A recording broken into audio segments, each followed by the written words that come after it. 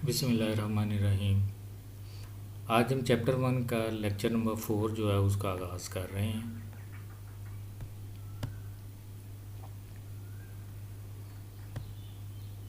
Measuring instruments.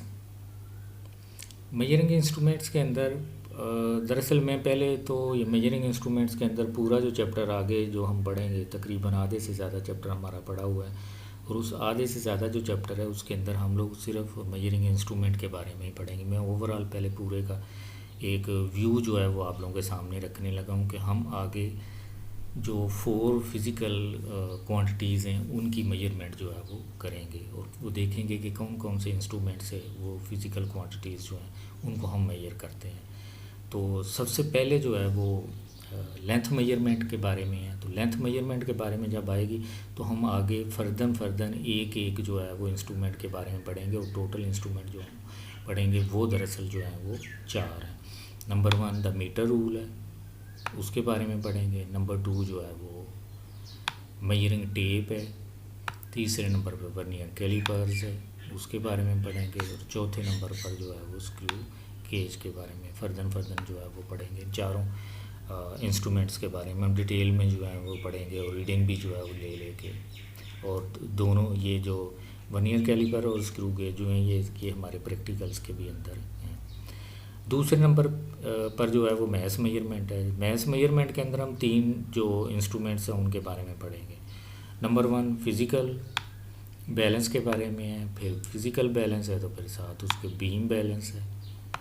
Beam balance के बाद जो है वो इलेक्ट्रॉनिक बैलेंस है। इसमें ज़्यादा डिटेल जो आएगी वो फिज़िकल बैलेंस की ही आएगी, क्योंकि हम ये वाला जो फिज़िकल बैलेंस है उसको हम लोग लैब के अंदर जो है वो यूज़ करते हैं। उसके बाद है टाइम मेजरमेंट। टाइम मेजरमेंट के अंदर हम पढ़ेंगे स्टॉप वॉच के बारे में।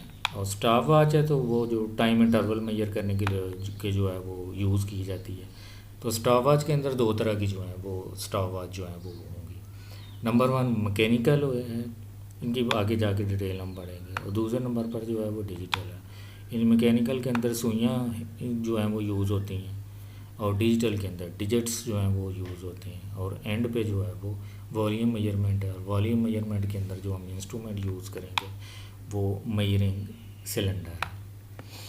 अब अगर आप इन चारों जो फिज़िकल क्वांटिटीज़ हैं इनमें से देखें तो इनमें से लेंथ, मैस और थर्ड वन टाइम, ये तीनों के तीनों बेस क्वांटिटीज़ हैं, और वॉल्यूम जो है वो ड्राइव्ड क्वांटिटीज़ हैं।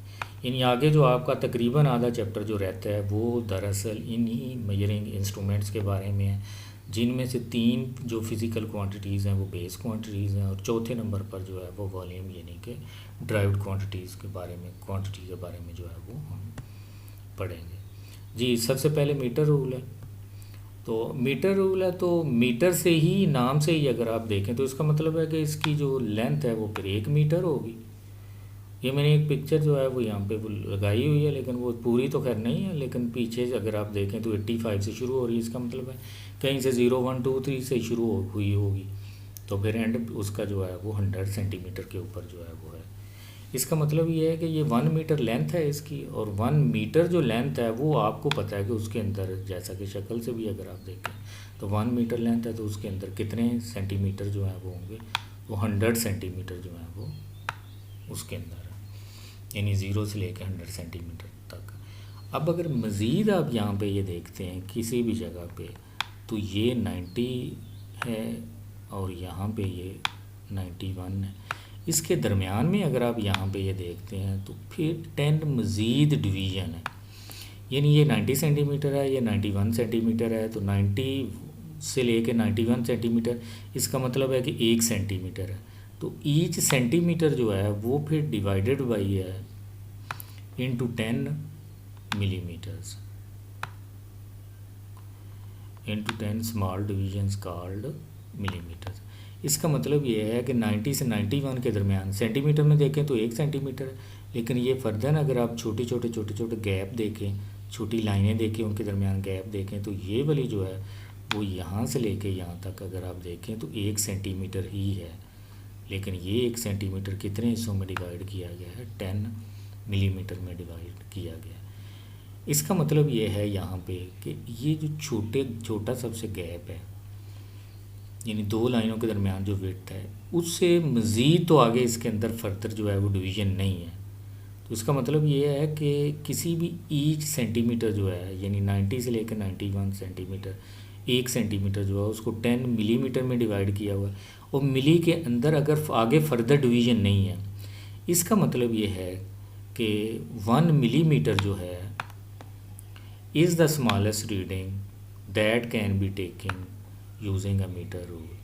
तो जो छोटी से छोटी रीडिंग जो कि हम मीटर रूल से ले सकते हैं, वो मीटर रूल का जो है वो लीस्ट काउंट कहलाता है, और वो दरअसल यहाँ पे 1 मिलीमीटर, जो कि 1 मिलीमीटर है। ये छोटे छोटे जो वो दरमियान में गैप है, ये 1 मिलीमीटर का है, और उसके अंदर फर्दर जो है वो डिवीज़न है नहीं है, तो सबसे छोटी डिवीज़न जो है वो मिलीमीटर है। तो इसका मतलब ये है कि इसका लीस्ट काउंट जो है वो मिलीमीटर्स के अंदर है, यानी 1 मिलीमीटर है। फिर इसके साथ उसने रीडिंग लेने का जो है वो तरीका जो है वो बताया हुआ है कि यहाँ पे अगर आप देखें तो आपने अपनी आँख की पोजीशन जो है वो उसके ऊपर नहीं रखी हुई है, एक बिल्कुल एक साइड पे लेके जाके जो है वो आप अपनी आँख की पोजीशन को जो है वो देख रहे हो। तो इसका मतलब ये है कि पहले वाली जो डायग्राम है उसके अंदर जो आपकी आँख की पोजीशन है रीडिंग लेने के लिए वो रॉन्ग पोजीशन है। करेक्ट पोजीशन है लेनी है, तो इसका मतलब यह है कि आपको स्केल के ऊपर यानी मीटर रूल के ऊपर आपको पोजीशन जो है वो आँख की रख के, तो वहाँ से जो है उसकी रीडिंग जो है वो लेनी पड़ेगी, ताकि आपको पता चले कि रीडिंग जो है वो इसकी क्या है या क्या रीडिंग जो है वो नहीं है।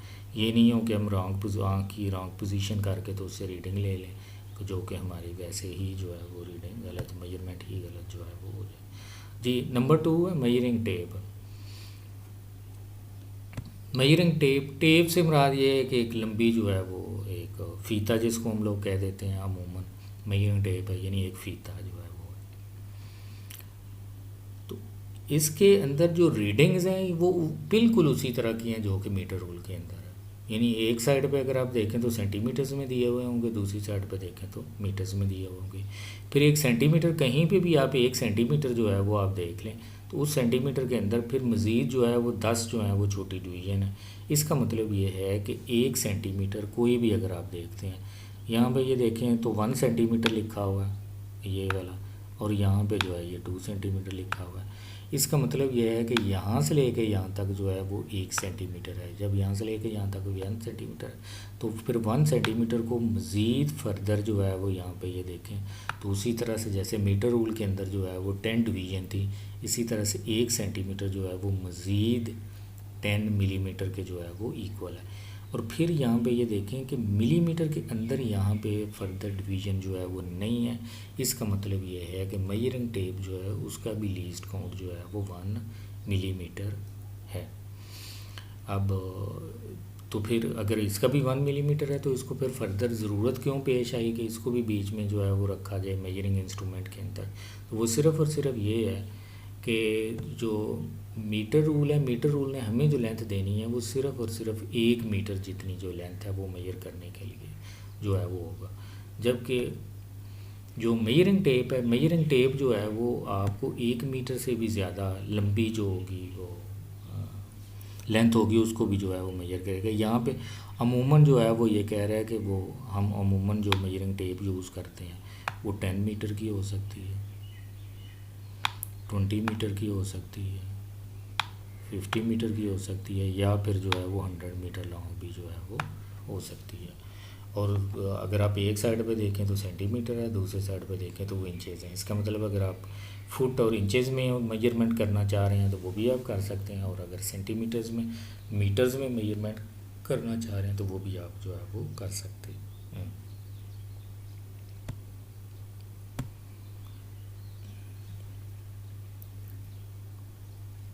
ओके, अल्लाह हाफिज़।